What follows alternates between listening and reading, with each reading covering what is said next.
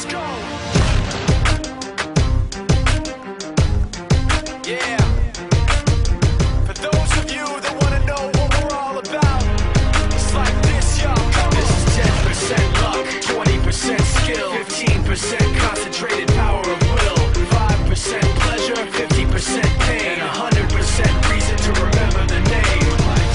He doesn't need his name up in lights, he just wants to be heard, whether it's the beat of the mic. He feels so unlike everybody else, alone, in spite of the fact that some people still think that they know. But no, he knows the code. It's not about the salary, it's all about reality and making some noise, making a story, making sure his click stays up. That means when he puts it down, Tox picking it up. Let's go. Who the hell is he anyway? He never really talks much, never concerned with status, but still even in starstruck. Humble through opportunities given despite the fact that many misjudge him cause he makes a living from writing raps. Put it together himself, got a picture connects, never asking for someone's help or to get some respect. He's only focused